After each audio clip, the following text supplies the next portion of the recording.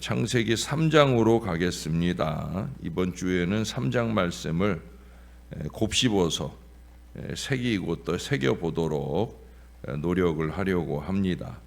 오늘은 6절에서 13절까지 한번 보겠습니다. 여자가 그 나무를 본즉 먹음직도 하고 보암직도 하고 지혜롭게 할 만큼 탐스럽기도 한 나무인지라. 여자가 그 열매를 따먹고 자기와 함께 있는 남편에게도 주매 그도 먹은지라. 이에 그들의 눈이 밝아져 자기들이 벗은 줄을 알고 무화과 나무 잎을 엮어 치마로 삼았더라. 그들이 그날 바람이 불 때 동산에 거니시는 여호와 하나님의 소리를 듣고 아담과 그의 아내가 여호와 하나님의 낯을 피하여 동산 나무 사이에 숨은지라. 여호와 하나님이 아담을 부르시며 그에게 이르시되 내가 어디 있느냐? 내가 동산에서 하나님의 소리를 듣고 내가 벗었으므로 두려워하여 숨었나이다. 누가 너의 벗었음을 내게 알렸느냐? 내가 네게 먹지 말라 명한 그 나무 열매를 내가 먹었느냐? 하나님이 주셔서 나와 함께 있게 하신 여자, 그가 그 나무 열매를 내게 주므로 내가 먹었나이다. 여호와 하나님이 여자에게 이르시되 네가 어쩌여 이렇게 하였느냐? 뱀이 나를 꿰므로 내가 먹었나이다. 아멘. 아마 제가 한 번 정도는 들려드렸던 얘기일 거예요. 영국에는 11세기 무렵에 벌거벗은 성녀 이야기가 전해져 옵니다. 요즘으로는 군수나 도지사 격에 해당하는 지역을 관할하는 영주가 있습니다. 영주인 이 남편이 자신의 그 영지 안에서 세금을 대폭 인상하려고 하는 거예요.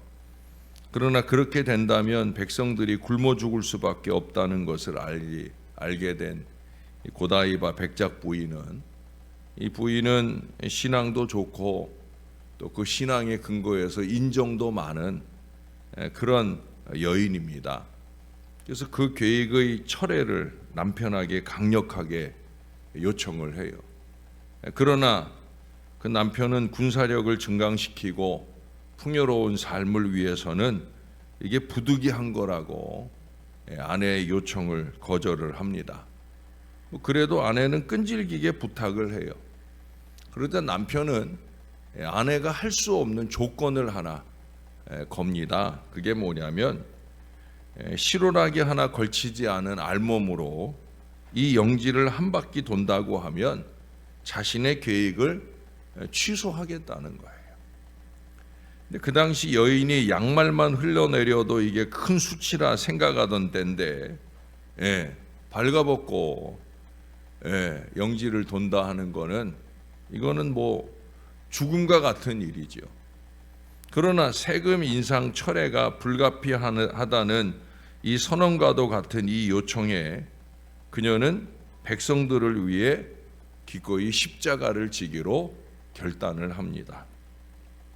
죽음보다 더 큰 곤욕을 감수하고 자신들을 위해 알몸으로 영지를 도는 그날에 백성들은 한 사람도 밖에 나오지 않고 또 모든 창문을 다 커튼을 쳐서 요만큼도 밖을 내다볼 수 없을 정도로, 그래서 그 벌거벗은 성녀가 부끄럽지 않게 해주려고 노력을 많이 했더라 하는 그런 이야기입니다. 오늘 본문에는 이처럼 나물 위에 옷을 벗은 여인과는 대조적으로 자신의 정과 욕심에 얽매여서 하나님의 명령을 어기고는 오히려 부끄러움에 무화과 나무로 옷을 해입고 그것도 모자라서 나무 뒤에 숨어 하나님의 낯을 피하는 그 여인 하와 이야기가 오늘 나오고 있어요. 제가 자주 강조하는 희생과 나눔은 벗어주는 거죠. 물질을 벗어주고 땀과 수고를 벗어주는, 그게 바로 희생과 나눔의 정신입니다. 반대로 이기와 욕심은 껴있는 겁니다. 물질의 옷을 껴입고 거짓의 옷을 껴입고 그것은 신앙일 수 없는 거죠. 성경에서 인간을 향해 우리 하나님의 첫 번째 부르신 이야기가 불행하게도 죄를 짓고 난 직후라. 전 이 말씀을 볼 때마다 참 많이 아쉬운 마음이 듭니다. 예? 아담아, 내가 어디 있느냐? 이제 곧 세례문답 공부도 하게 되는데, 제가 세례문답 공부를 하면 제일 처음 보는 본문이 이 말씀이에요. 아담아, 내가 어디 있느냐? 이 말씀을 제가 처음 보면서 세례문답 공부하는 분들에게 당부하는 얘기가, 이제 세례 받고 나면 이 음성을 수없이 들어야 된다는 거죠. 이 음성을 늘 듣고 살아야 된다는 거예요. 믿음의 사람으로서 절대 잊지 말아야 할 죄악의 자리에, 우리 하나님 보시기에 부끄럽고 두려운 자리에 서 있어서는 안 된다는 거예요. 아담아, 내가 어디 있느냐? 명준아, 내가 어디 있느냐? 그 자리 내가 서 있을 자리가 맞느냐? 그거 아니지 않느냐? 이 음성을 들어야 된다는 거예요. 그러기 위해서는 항상 하나님을 사랑하는 그 사랑의 마음을 식히지 말고 살아야 됩니다. 왜냐하면 요한일서 4장 18절에 보면은 사랑 안에 두려움이 없고 온전한 사랑이 두려움을 내쫓나니 두려움에는 형벌이 있습니다. 두려워하는 자는 사랑 안에서 온전히 이루지 못하였느니라. 오늘 본문을 보세요. 아담과 하와가 하나님을 두려워하는 것은 왜 그래요? 사랑을 상실했기 때문입니다.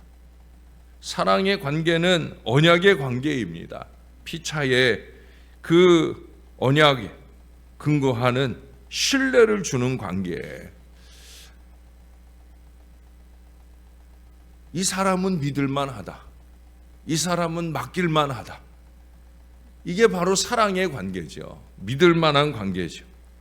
신뢰가 상실된 사랑은 의심하고 원망하고 파괴될 수밖에 없는 거예요.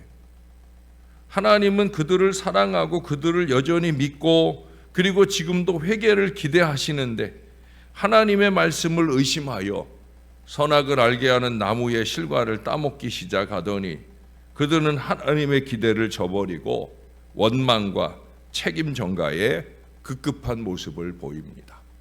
12절을 한번 보세요. 아담이 이르되 하나님이 주셔서 나와 함께 있게 하신 여자, 그가 그 나무 열매를 내게 주므로 내가 먹었나이다. 피차에 함께 있어서 도움이 안 되는 관계가 되어져 버린 거죠.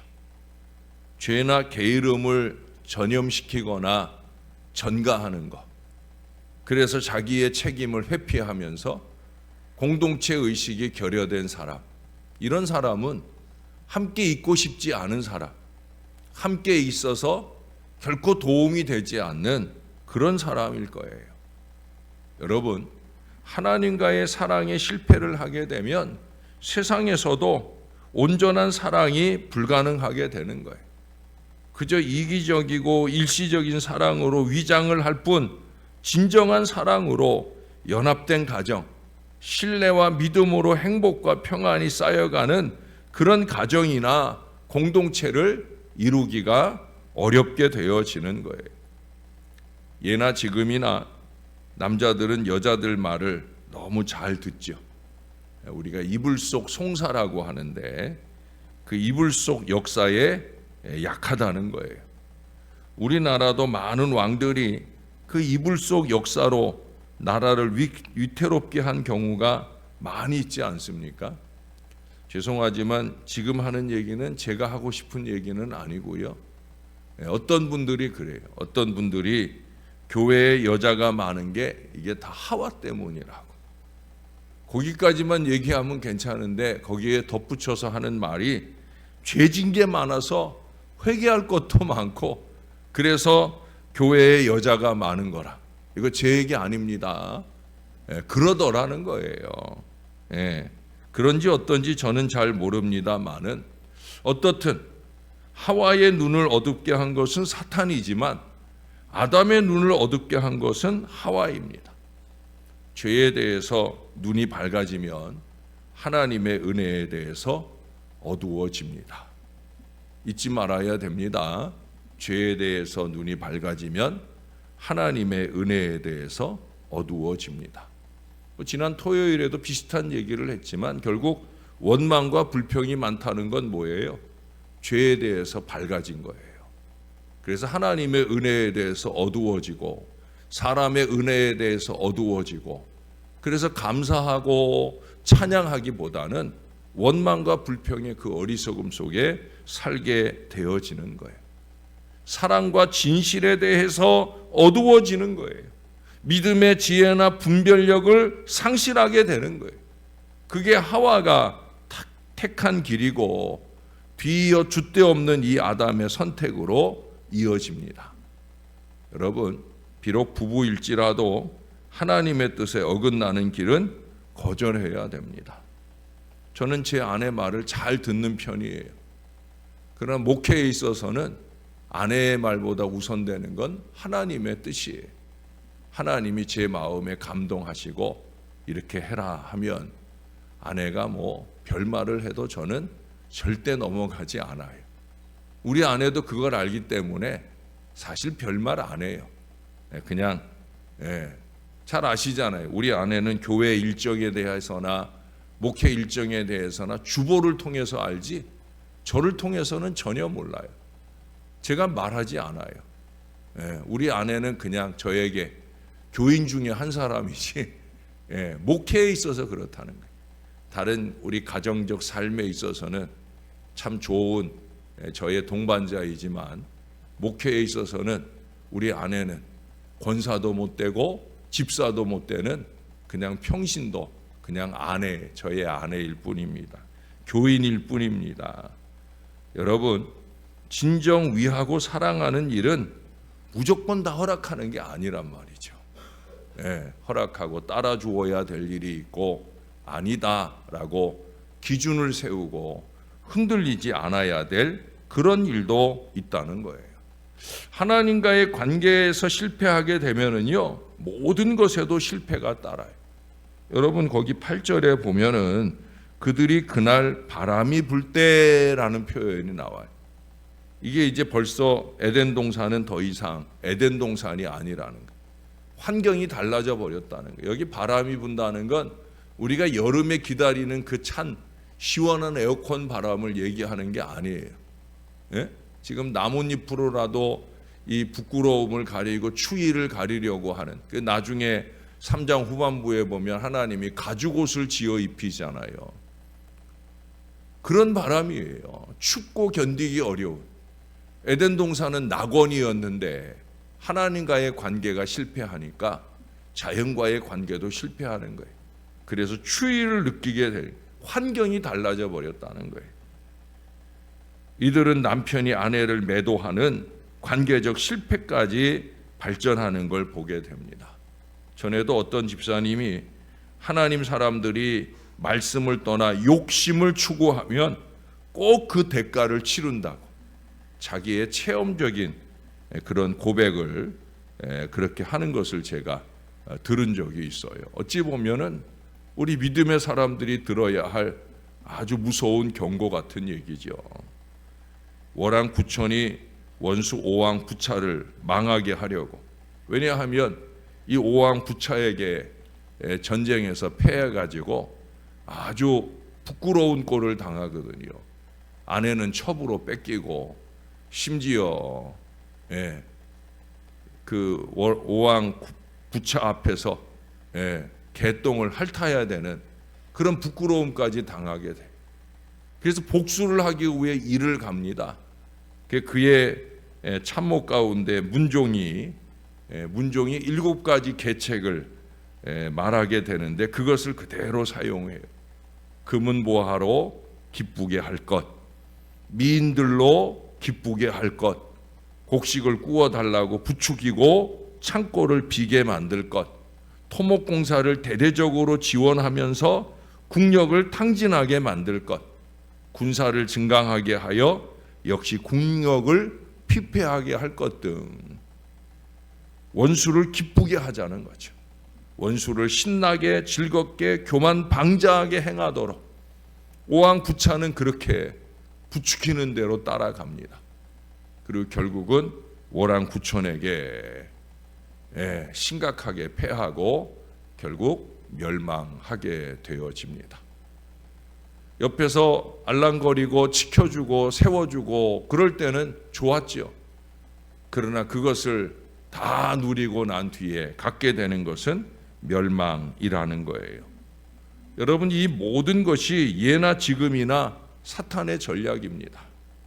나보기 좋고, 아니 남보기 좋고 즐겁고 아내 보기에 기쁜 일에 교만 방자의 부하내동하는 이런 어리석음을 범하지 말아야 됩니다. 저와 여러분은 신앙하는 사람들 아닙니까? 하나님을 믿는 사람들이 우리에게 있어서는 사랑의 하나님, 그분을 기쁘시게 하는 게 언제나 제1순위 우선적인 목표여야 되는 거죠. 하나님 앞에 담대히 설 수 있는 그 신앙을 늘 갖추어야 된다는 거예요. 우리가 벌벌 떨 대상은 오직 하나님뿐이다. 우리가 이 마음을 놓치지 말아야 됩니다.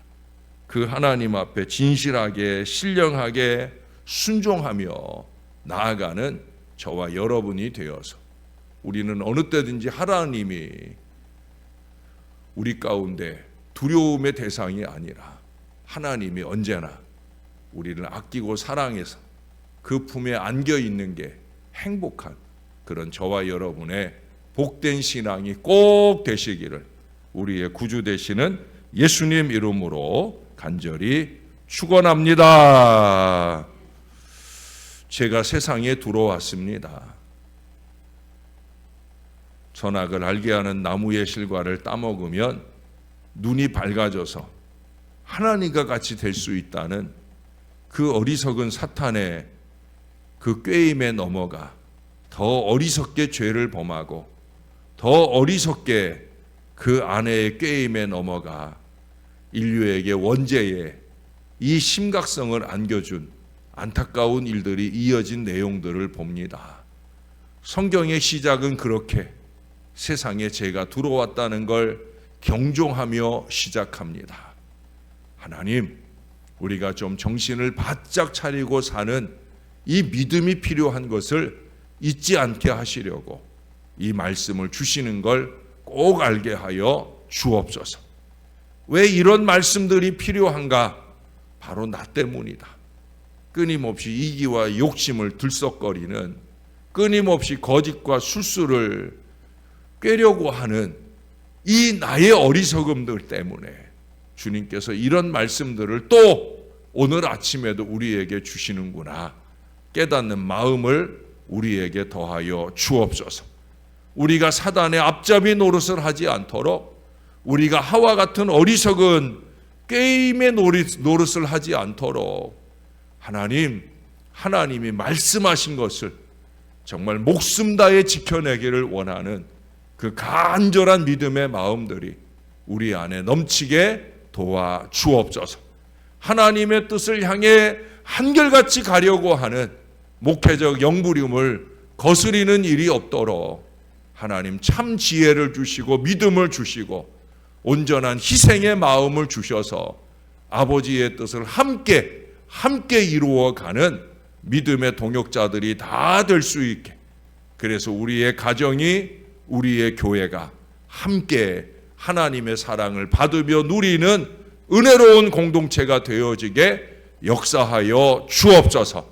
함께 있어서 도움이 안 되는 사람, 죄나 게으름을 전가하는 사람, 전염시키는 사람, 그런 어리석은 공동체 의식으로 공동체를 와해시키는 사람 되지 않도록 우리가 깨우는 새벽이 우리에게는 의미와 은혜로 다가올 수 있게 역사를 더하여 주옵소서. 남들 다 은혜 받는 자리에서 은혜 못 받는 불쌍한 인생 되지 말게 하시고, 남들은 다 은혜 받지 못할지라도 나는 하나님 앞에 은혜를 받고 누리는, 아니 은혜를 발견하는 신실한 신앙의 사람들 꼭 될 수 있도록 우리를 붙들어 주옵소서. 또 한 주간이 시작됩니다. 하나님 은혜 안에 열심히 희생과 나눔을 이루는 복된 한 주간이 꼭 되어지게 은혜를 베풀어 주시옵소서. 함께 일하는 중에라도 서로를 향해 말실수하지 않게 하시고 언제나 격려하고 위로하고 감사하고 찬양하며 우리가 함께 일하는 게 행복한 한 주간 꼭 될 수 있도록 은혜 베풀어 주옵소서. 우리는 아낌없이 남김없이 주님 앞에 올려드리고자 하오니 주님께서 받아주시고 이 모든 일들을 위대한 섬김과 선교를 위해 아름답게 사용하여 주옵소서. 부족한 종이 간절히 바라옵기는 이 한 주간 동안 애쓰고 수고하는 중에 다치거나 아버지 하나님 피곤하여 지치지 않도록 주의 사랑하는 자녀들을 영육간에 강건하게 붙들어 주시옵소서. 하나님, 이번 주간에는 우리 아이들이 중요한 시험에 임하게 됩니다.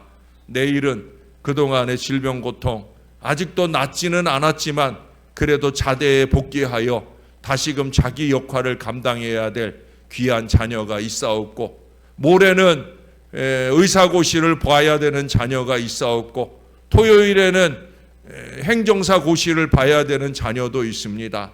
자녀들이 전장에 나갑니다. 우리 믿음의 부모, 믿음의 어른들이 내 자식처럼 여기며 열심히 있게 기도로 후원하는 이 한 주간이 되게 하셔서 저 아이들 모두가 다 우뚝 서서 승리의 전진을 이어가는 그리스도의 군사들이 되어지게 축복해 주시옵소서. 우리의 구주 되시는 예수님 이름으로 기도합니다. 아멘.